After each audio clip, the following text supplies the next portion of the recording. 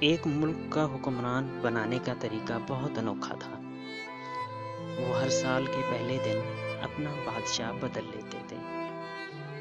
سال کے آخری دن جو بھی سب سے پہلے ملک کی حدود میں داخل ہوتا تو اسے نیا بادشاہ منتخب کر لیتے اور موجودہ بادشاہ کو علاقۂ غیر یعنی ایک ایسی جگہ چھوڑاتے جہاں صرف سانپ، بچھو تھے اور کھانے پینے کے لیے کچھ بھی نہ تھا۔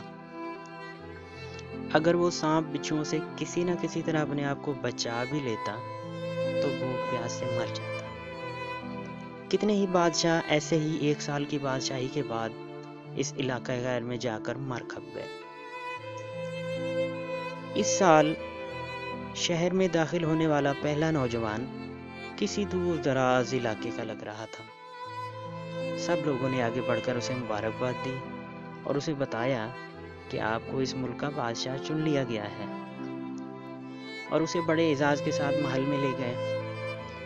وہ حیران بھی ہوا، بہت خوش بھی۔ تخت پر بیٹھتے ہی اس نے پوچھا کہ مجھ سے پہلا بادشاہ کہاں گیا؟ تو درباریوں نے اسے ملک کا قانون بتایا کہ ہر بادشاہ کو سال بعد جنگل میں چھوڑ دیا جاتا ہے اور نیا بادشاہ چن لیا جاتا ہے۔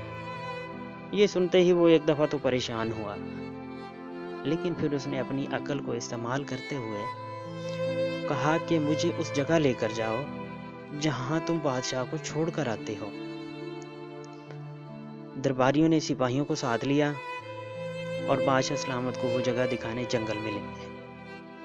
بادشاہ نے اچھی طرح اس جگہ کا جائزہ لیا اور واپس آ گیا۔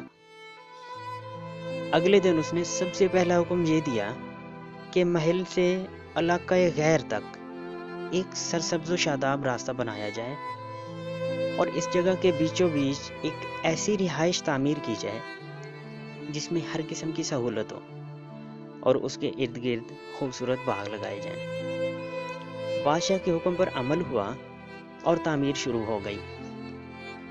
کچھ ہی عرصہ میں سڑک اور محل وغیرہ بن کر تیار ہو گئے۔ 1 سال کے پورے ہوتے ہی بادشاہ نے درباریوں سے کہا کہ اپنی رسم پوری کرو اور مجھے وہاں چھوڑاؤ جہاں مجھ سے پہلے بادشاہوں کو چھوڑ کے آتے تھے۔ درباریوں نے کہا، بادشاہ سلامت، اس سال یہ رسم ختم ہو گئی کیونکہ ہمیں ایک عقل مند بادشاہ مل گیا ہے۔ وہاں تو ہم ان بے وقوف بادشاہوں کو چھوڑ کر آتے تھے جو 1 سال کی بادشاہی کے مزے میں باقی کی زندگی کو بھول جاتے اور اپنے لیے کوئی انتظام نہ کرتے، لیکن آپ نے عقل مندی کا مظاہرہ کیا کہ آنے والے وقت کا خیال رکھا اور عمدہ بندوبست فرما لیا۔ ہمیں ایسے ہی عقل مند بادشاہ کی ضرورت تھی۔ اب آپ آرام سے ساری زندگی ہم پر حکومت کریں۔ معزز ساتھیو، ذرا غور کیجئے کہ اس انوکھے ملک کا نام دنیا ہے۔ وہ نیا بادشاہ میں اور آپ ہیں، اور علاقۂ غیر ہماری قبر ہے۔ اب آپ خود فیصلہ کر لیجئے کہ کچھ دن بعد ہمیں بھی یہ دنیا والے ایک ایسی جگہ چھوڑ آئیں گے تو کیا ہم نے عقل مندی کا مظاہرہ کرتے ہوئے وہاں اپنا محل اور باغات تیار کر لیے ہیں، یا بے وقوف بن کر اس چند روزہ زندگی کے مزوں میں لگے ہوئے ہیں اور دنیاوی زندگی کی ایک مخصوص مدت شاہی انداز سے گزار کر ضائع کر رہے ہیں؟ ذرا سوچئے کہ آج ہمارے پاس ابھی بھی کرنے کے لیے بہت کچھ ہے، لیکن ایک وقت ایسا آئے گا کہ پھر پچھتانے کی مہلت بھی نہیں ملے گی۔ اللہ ہم سب کو اپنی آخرت کی تیاری، خوب سچی فکر کرنے کی ہمت اور توفیق عطا فرمائے۔